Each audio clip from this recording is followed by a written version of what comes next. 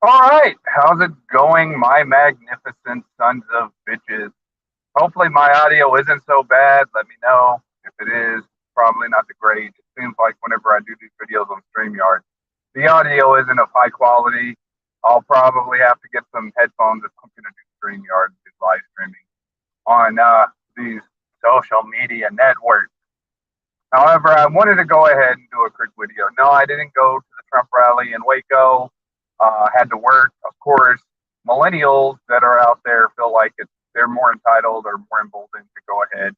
And that's an important time that they need. They have to take time off to go ahead and, I don't know, play video games all day and, watch anime porn or whatever the fuck they watch. So I didn't go to the Trump rally. I woke up too late. Uh, but ultimately, whenever you look at, basically going to these Trump rallies and showing your support in MAGA and going out and supporting Trump for the most part, it's, a lot of people are like, oh, well, it's the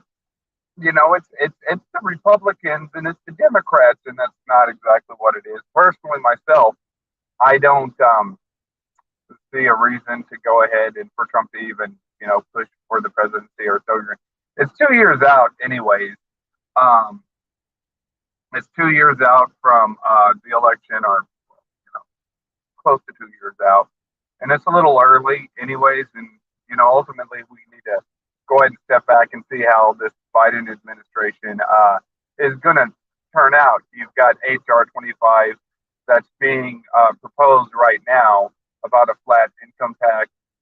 You've got some pretty decent legislation, 899, which is to go ahead and repeal the Department of Education.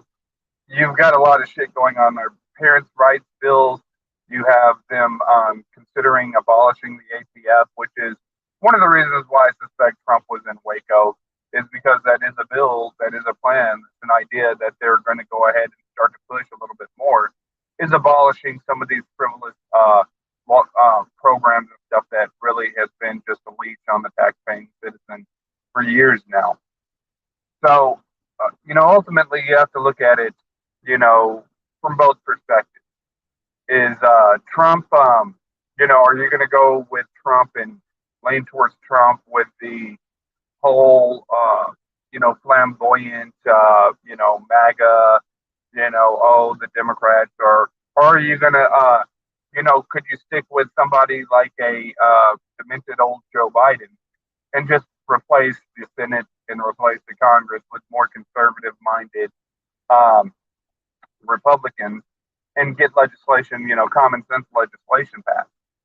I think that would be a better deal for us, is just to go ahead and go stick with the status quo and with the proxy that, because, like, to be honest with you, this is the issue. Trump doesn't have the base. Now, apparently that he's got a lot of pull here in Waco, but he doesn't have the base that he had in 2016.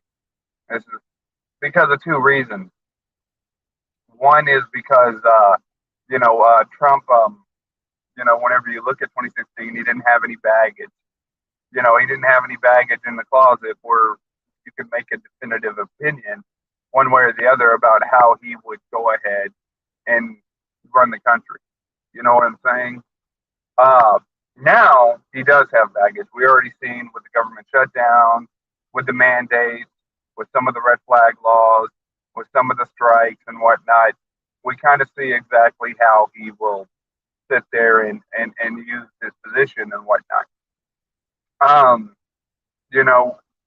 Given the fact that you're looking at, you know, Joe Biden not really having too much autonomy, I think that for the most part, that actually may work in the conservatives' best interest if you just go ahead and let them rig another election for Joe Biden. And a part of the reason is because without the majority, regardless of what anybody on MSNBC, TYT, or any of these other establishment media fucking meanderers that'll go out there and just fling shit and pray for it to stick. Um, One of the reasons is because without the majority, the Democrats are absolutely useless. There's no point in the Democrat Party at all. Because without the majority, without the democracy obviously is majority. And if you don't have the majority on your side, well, then you're not going to be that effective. And we can see exactly how the Democrats are not effective. They're no longer effective at communicating their ideas. Uh, they have to censor everything. This is why they take away dislike buttons. And this is why, they do so much to go ahead and censor the internet as it is. So much for so that there's relatively no value anymore on the internet site. This is probably a part of the reason why you're seeing a lot of these Silicon Valley banks starting to collapse. And this is an issue that I thought was going to happen because Hollywood has no more influence. Media doesn't have the influence. So whenever you're talking about the MAGA movement and people going to Trump rallies, it's not necessarily for a political movement necessarily, or left-right paradigm bullshit. For the most part, this is what irritates them. This is why it gets bad press. This is why the media is constantly fucking browbeating everybody that's supporting Trump. It's because it's a rejection of them. It's a rejection of the mainstream media. It's a rejection of Hollywood. It's a personal rejection of them. And this is exactly why they're so, much against anybody who is going to jump on board a movement that's not totally backed by them. Like and you go back and look at the stuff with Uvalde. You go back and look at the stuff with Ukraine. You go and look at these pathetic attempts of trying to go ahead and combine this into your sports and your media, and they want you to digest it. And it's having the opposite effect because people are getting tired of the bullshit, pretty much. And so, whenever you look at the MAGA movement, whenever you look at the Trump movement from that perspective, then yeah, totally, it's okay. I have no problem with people going to the MAGA rallies and, going out there and promoting their outrage because ultimately it's seen more of, a metric to figure out exactly where society is right now. And we could tell that the more that the communists implement their ideology, the less and less people are embracing their woke ideology, their bullshit. And they're all fake. Everybody knows that they're posers. Trump did fell with falling with the whole plot at the vice president. Yeah, he should have just told the fucking Democrats to go fucking close, much like Ron DeSantis did. So it means if we're talking about a Republican ticket, I would probably lean more towards Ron DeSantis than Donald Trump. However, you're right. Trump brought into the Democrat Party's pandemic in 2020. Yeah, you're right. And he's going to have to pay the price, particularly the closer we get to the election. Right now, he doesn't have to worry. We're a couple of years out from the 2024 election.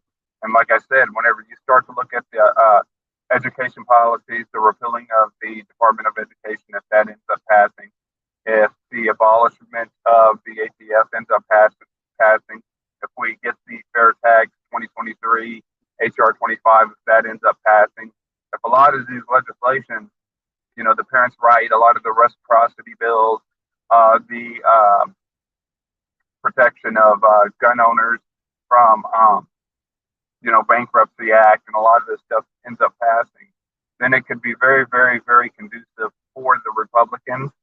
And if it's easier to go ahead and keep a proxy like Joe Biden in as president, because we know the media is not talking about any of this stuff. They're not talking about the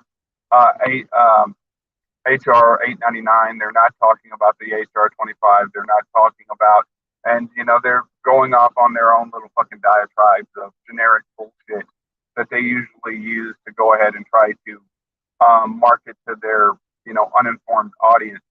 Well, if they keep on going like this right here, then hypothetically, since it's a Democrat that's in office, the Republicans probably could accomplish a lot more because it is a Republic or a Democrat that's in office. But ultimately, you would have conservatives writing policies for the Biden administration to pass. I just think that ultimately, it may be better just to keep the proxy in there. Let them go ahead and set up the let them go ahead and rig the 2024 election. At the end of the day, it doesn't matter if they rig the president in the Oval Office and they implement Joe Biden for another 4 years.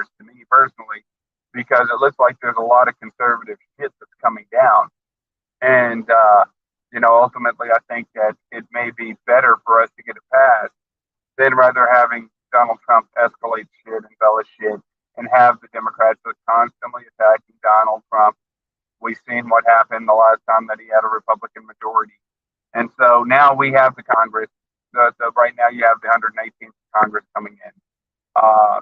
If we can go ahead and stack the Senate with Republicans, it could be very, very good for the country. I don't think that diplomacy-wise and stuff like that, that's the only issue.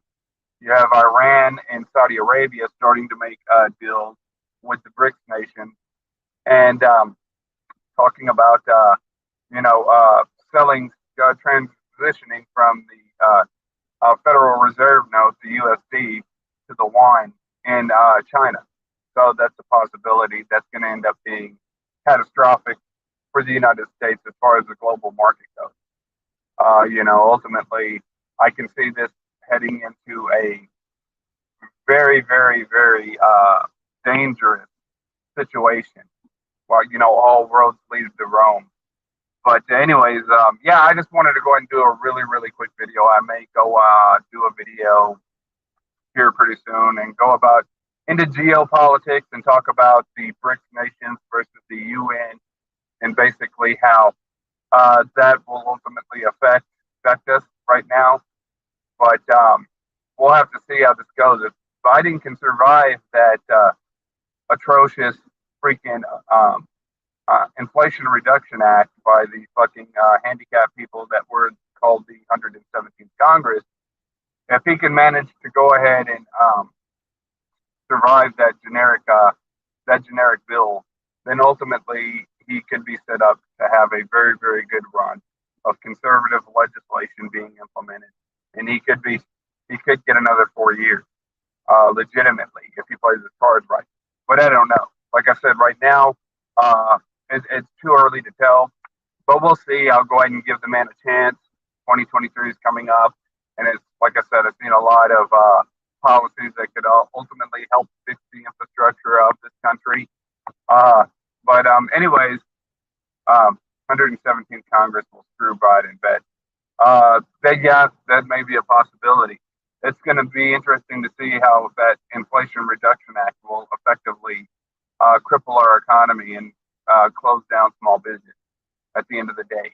And if they use it as an arbitrary tax to go ahead and attack small businesses, then it could be catastrophic for Joe Biden's administration.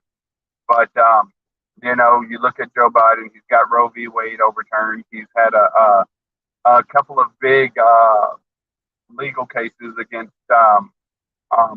gun regulations that have been overturned and ruled unconstitutional. So, like I said, ultimately he's probably been more conservative actually than Donald Trump.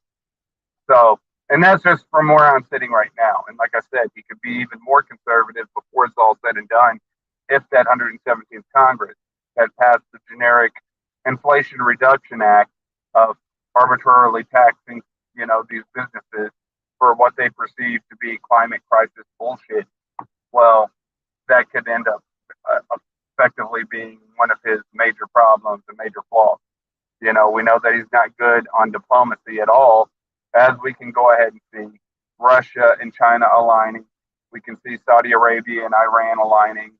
We can see probably a lot of these Eastern European countries gravitating more towards Russia than they are towards us in the Ukraine bullshit. So anyways, I just figured I'd go ahead and say, no, I didn't make it to the rally. I woke up too late.